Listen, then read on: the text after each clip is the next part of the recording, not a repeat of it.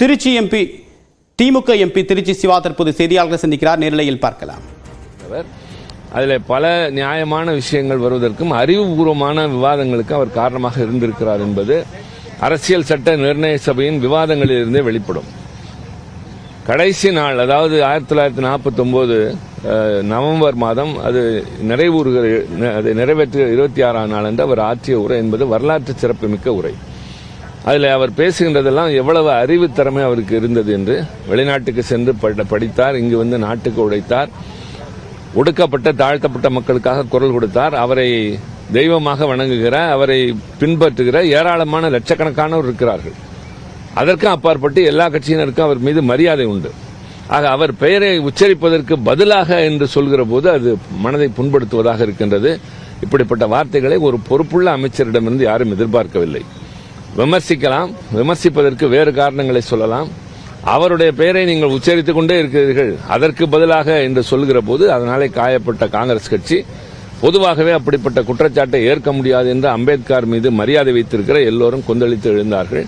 இன்றைக்கு திராவிட முன்னேற்ற கழகம் தமிழ்நாட்டின் எல்லா மாவட்டங்களிலும் ஆர்ப்பாட்டம் நடத்துகிறது. நாடாளுமன்றத்தில் அது எதிரொலிக்க வேண்டியது எங்களுடைய கடமை. காலையிலே மக்கர்துவார் என்று சொல்கிற அந்த நுழைவாயிலில் எதிர்க்கட்சியினர் ஆர்ப்பாட்டம் நடத்தி கொண்டிருந்த போது பதிலுக்கு அவர்களும் வந்து அந்த இடத்துல ஏதோ தெருச்சண்டையை போல ஒரு சூழ்நிலையை உருவாக்கினார்கள். வெளியில எல்லாம் 2 அரசியல் கட்சிகள் நிற்பதை போல.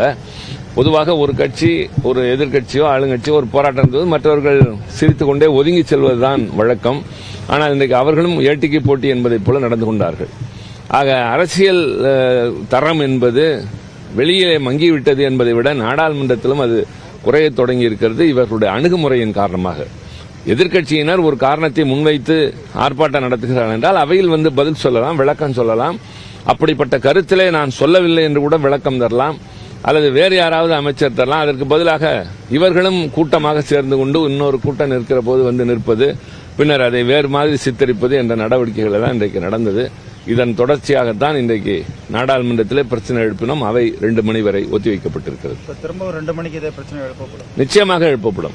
காரணம், காயப்பட்டிருப்பது காங்கிரஸ் கட்சியினர் மட்டுமல்ல, அம்பேத்கர் அவர்கள் மீது மரியாதை வைத்திருக்கிற எல்லா தரப்பினரும். அதனால்தான் திராவிட முன்னேற்ற கழகம் கூட்டணி கட்சி என்பதையும் கடந்து அவர் மீது கொண்டிருக்கிற மரியாதையின் காரணமாக இந்த ஆர்ப்பாட்டத்தை தமிழ்நாடு எங்கிலும் நடத்தி கொண்டிருக்கின்றது. ஆக இதற்கு அரசாங்க தரப்பிலிருந்து அல்லது உள்துறை அமைச்சரிடமிருந்து சரியான விளக்கம் வர வேண்டும். அதனால இது மதியமும் நிச்சயமாக தொடரும். பாஜக வந்து திசை திருப்புறங்கிற பேரில் போராட்டம் நடத்தின அந்த புகைப்படத்தவே, அம்பேத்கர் படத்தவே மாற்றி வேற படத்தை போட்டெல்லாம் பிரச்சாரம் பண்றாங்க. அவர்களை பொறுத்தவரை நான் தான் சொல்கிறேனே, நாடாளுமன்றத்திலே அந்த சில மரபுகளும் மாண்புகளும் உண்டு.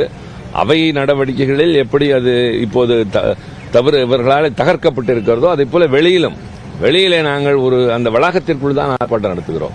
காரணம், வெளியிலே நாடாளுமன்ற வளாகத்திற்கு வெளியே வருவோமேனால் அது சட்டம் ஒழுங்கு பிரச்சனை, காவல்துறை வந்து சேரும். அதனால உள்ளுக்குள்ளே நாங்கள் போராட்டம் நடத்துகிறோம், ஆர்ப்பாட்டம் நடத்துகிறோம். தினந்தோறும் அல்லது நாள்தோறும் யாராவது ஒரு செய்து கொண்டுதான் இருப்பார்கள். ஆனால் எதிர்க்கு எதிர் என்று வந்து நின்றதெல்லாம் இதுவரை கிடையாது. இன்றைக்கு அவர்கள் அப்படி செய்கிறார்கள், சித்தரிக்கிறார்கள், இல்லாததை பொல்லாததை எல்லாம் பேசுவார்கள். ஆக அரசியல் குறியீடுகளை அடைவதற்காக எல்லா விதமான நெறிமுறைகளையும் இதுநாள் வரை பின்பற்றி வந்த மரபுகளையும் தகர்த்தெறிவது என்ற ஒரு அணுகுமுறையோடு அவர்கள் நடந்து கொண்டிருக்கின்றார்கள். அதையும் சேர்த்து சமாளிக்க வேண்டிய பொறுப்பு தான் எதிர்க்கட்சியினராகிய எங்களுக்கு இருக்கின்றது. ராகுல் காந்தி தள்ளிவிட்டதா வந்துட்டு பாஜக எம்பி அவர் தன்னை யாரோ தள்ளிவிட்டதாகத்தான் சொல்கிறார். கூட்டத்தில் உள்ளே நுழைய முயன்ற போது தன்னை ஒருவர் தள்ளிவிட்டதாக, அதில் தடுமாறியதாகவும் ராகுல் காந்தி அவர்கள் சொல்லியிருக்கின்றார். ஆக ஒரு பெரிய கட்சியினுடைய தலைவரை அடிக்கடி இப்படி அவர்கள் குறிவைத்து பேசுவது என்பது அவருடைய இமேஜ் என்று சொல்வதைப் போல, அவரை பற்றிய பிம்பத்தை இவர்கள் களங்கப்படுத்துவது போல முயற்சி செய்கிறார்கள்.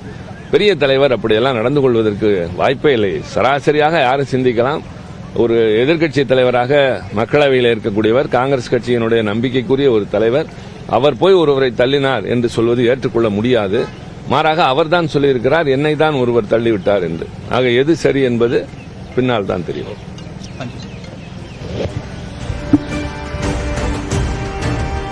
விவரங்களுடைய டெல்லி சிறப்பு செய்தியாளர் சுசித்ரா. விவரம் என்ன? தீபா, நாடாளுமன்ற வளாகத்தில் எதிர்க்கட்சிகளுடைய அந்த ஆர்ப்பாட்டத்தின் காரணமாக இன்று அவையினுடைய நடவடிக்கைகள் பிற்பகல் 2 மணி வரை தற்பொழுது ஒத்திவைக்கப்பட்டு, அது மட்டுமல்ல தற்பொழுது மக்களவையினுடைய காங்கிரஸ் உறுப்பினர்கள் குறிப்பாக பிரியங்கா காந்தி தலைமையில் நாடாளுமன்ற வளாகத்தில் தர்ணா போராட்டத்தில் ஈடுபட்டு வருவது மிக முக்கியமாக பார்க்கப்படுகிறது. அந்த இன்று காலை எதிர்க்கட்சிகள் சார்பாக நடைபெற்ற போராட்டத்தின் பொழுது காங்கிரஸ் எம்பிக்கள், காங்கிரஸ் தலைவர்களை பாஜக எம்பிக்கள் கீழே தள்ள முற்பட்டதாகவும், சில பாஜக எம்பிக்கள் காங்கிரஸ் எம்பிக்கள் உள்ளே நுழைவதற்கு முன்னதாக அவர்களை தடுத்து நிறுத்தி அவர்களுக்கு எச்சரிக்கை விடுத்ததாகவும் ஏற்கனவே எதிர்க்கட்சித் தலைவர் ராகுல் காந்தி குற்றச்சாட்டை தெரிவித்திருந்த நிலையில் தற்பொழுது பிரியங்கா காந்தியும் நாடாளுமன்ற வளாகத்தில் தர்ணாவை ஈடுபட்டு வருகிறார். அவருடன் காங்கிரஸ் எம்பிக்களும் தற்போது நாடாளுமன்ற வளாகத்தில் மத்திய உள்துறை அமைச்சருடைய பேச்சுக்கு எதிராகவும் பாஜக எம்பிக்களுடைய அந்த மிரட்டலுக்கு எதிராகவும் தற்பொழுது தர்ணாவில் அவர்கள் ஈடுபட்டு வருகிறார்கள். தேவா, தகவலுக்கு நன்றி சுசித்ரா.